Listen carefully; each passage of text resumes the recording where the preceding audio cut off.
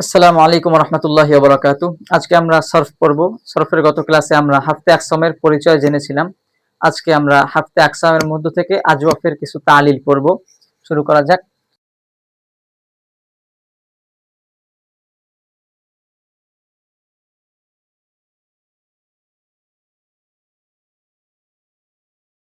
প্রথম কাজ হচ্ছে ওয়াও এবং ইয়া যদি মুতাহাররিক হয়, অর্থাৎ ওয়াও এবং ইয়ার উপরে যদি জবর জের পেশ এর মধ্যে থেকে কোনো একটা হয় এবং তার পূর্বে যদি জবর হয়, তাহলে ওই ওয়াও এবং ইয়াকে আলিফ দ্বারা পরিবর্তন করা হবে।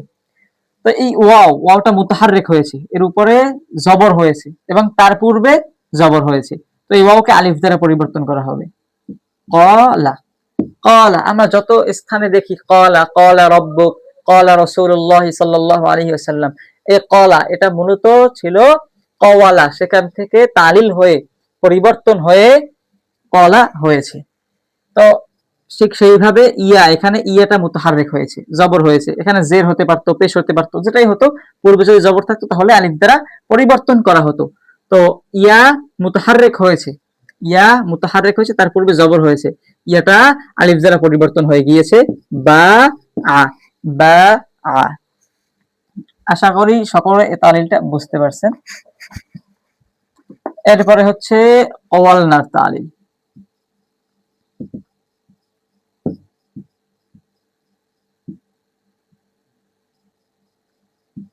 এখানে প্রথম কায়দা প্রযোজ্য হবে, প্রথম কায়দা প্রযোজ্য হবে। যেমন ওয়াওটা মুতাহাররিক হয়েছে, তার পূর্বে জবর হয়েছে, ওয়াওটা আলিফ দ্বারা পরিবর্তন হয়ে গিয়েছে, এখন হয়েছে কল না। কল না, খালি আলিফ যখন থাকে সেটা সাকিন যুক্ত হয়। কল না, এখানে দুইটা সাকিন একত্রিত হয়েছে, দুইটা সাকিন একত্রিত হয়েছে। তো দুই সাকিন একত্রিত হলে তার মধ্য থেকে যে দুই হরফ, ওই দুই হরফের মধ্যে থেকে যে হরফটা দুর্বল থাকে তাকে ফেলে দেওয়া হয়। তো এই লাম আর এই আলিফের ভিতরে দুর্বল হচ্ছে আলিফ, কারণ আলিফ হচ্ছে হরফে ইল্লাত। সুতরাং এখান থেকে আলিফকে ফেলে দেওয়া হয়েছে, কল না হয়ে গিয়েছে, কল না হয়ে গিয়েছে। তো এখন এখানে একটা ওয়াও ছিল, মূলে একটা ওয়াও ছিল, ওয়াওটাকে ফেলে দেওয়া হয়েছে।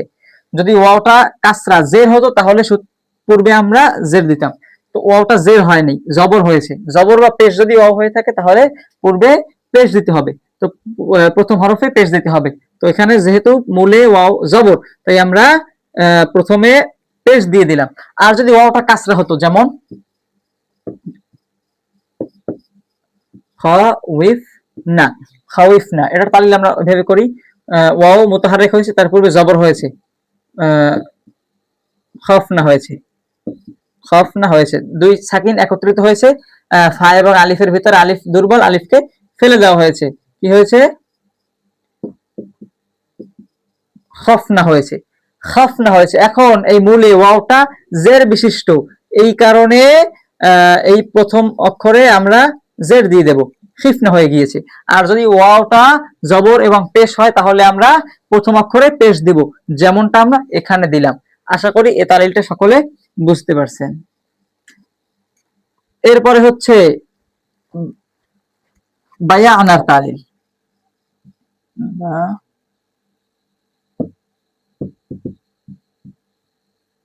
বায়া আনা প্রথম কায়দা অনুযায়ী ইয়া মুতাহাররিক, তার পূর্বে জবর, ইয়া মুতাহাররিক তার পূর্বে জবর। তো ইয়া আলিফ দ্বারা পরিবর্তন হয়ে যাবে, কি হয় এখন? বা, বা আনা হয়েছে, বা আনা হয়েছে।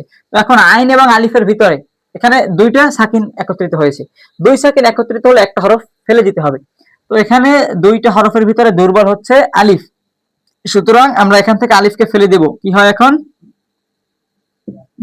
এখন হয় বা আনা, বা আনা। এখন এখান থেকে মূলে যে একটা ইয়া ছিল, ইয়া হযফ হয়েছে, এখান থেকে ইয়াকে সরিয়ে ফেলা হয়েছে। এটা বোঝানোর জন্য ফা কালেমায় প্রথম অক্ষরে আমরা জের দিয়ে দেব। ইয়াটা এখানে যদি ইয়া থাকে তাহলে জের দিয়ে দেব, কোনো দ্বিধা ব্যতীত। ইয়ে থাকলে সেখানে ইয়ে জবর পেশ নাকি এগুলো আমাদের যাচাই করার দরকার নাই, ইয়ে থাকলেই আমরা শুরুতে জের দিয়ে দেবো। এখান থেকে মূল থেকে ইয়াকে হযফ করা হয়েছে, এটা বোঝানোর জন্য আলামত হিসেবে শুরুতে আমরা জের দিয়ে দিলাম। তো বিয়ানা হয়ে গেল। বিয়ানার তালিল আশা করি সকলে বুঝতে পারছেন। এরপরের কায়দা, যেখানে ওয়াওটা পেশ যুক্ত হবে এবং ইয়াটা জের বিশিষ্ট হবে। তার পূর্বের হরফ যদি সাকিন হয় তাহলে ওই ওয়াও এবং ইয়ার হরকতকে পূর্বে দিয়ে দেওয়া হয়। যেমন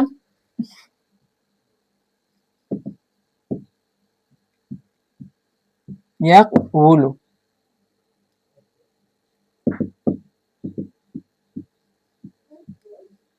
ইয়াবইউ, ইয়াকবুলু, ইয়াবইউ। এখানে ওয়াওটা পেশযুক্ত হয়েছে এবং তার পূর্বের হরফ সাকিন হয়েছে, সুতরাং এই ওয়াও এর হরকতকে তার পূর্বে দিয়ে দেওয়া হবে। এই ওয়াও এর হরকতকে পূর্বে দিয়ে দেওয়া হলো, ইয়াকুলু হয়ে গেল। ওয়াও এবং ইয়া খালি থাকলে এগুলো সাকিন, হরফে ইল্লাত খালি থাকলেই, এর উপরে কোনো হরকত না থাকলে এগুলো সাকিন যুক্ত হয়। তো এখানে উপরে হরকত নাই, এটা সাকিন যুক্ত হয়ে গিয়েছে, সুতরাং হয়েছে কি ইয়াকুলু। আর এখানে ইয়াটা মুতাহাররিক হয়েছে, ইয়া সাকিন, ইয়া মাকসুর হয়েছে, মাকসুর হওয়ায় এবং তার পূর্বে হরফটা সাকিন হয়েছে, সুতরাং এই ইয়ার হরকতটা তার পূর্বে চলে যাবে। এখন হয়ে গেল কি ইয়াবিউ, ইয়াকুলু ইয়াবিউ। এর তালিলটা আমরা আশা করি বুঝতে পারছি। তালিলটা হচ্ছে যদি ওয়াওটা পেশযুক্ত হয় এবং ইয়াটা কাসরা অর্থাৎ জের যুক্ত হয়, এর পূর্বের হরফ যদি সাকিন হয় তাহলে এই ওয়াও এবং ইয়ার হরকতকে পূর্বে দিয়ে দেওয়া হবে। এখন হচ্ছে যেটা, যেই ওয়াও এবং ইয়াটা মাফত হবে, যেমন কায়দা লিখি, আগে উদাহরণটা লিখি। ইউকবালু,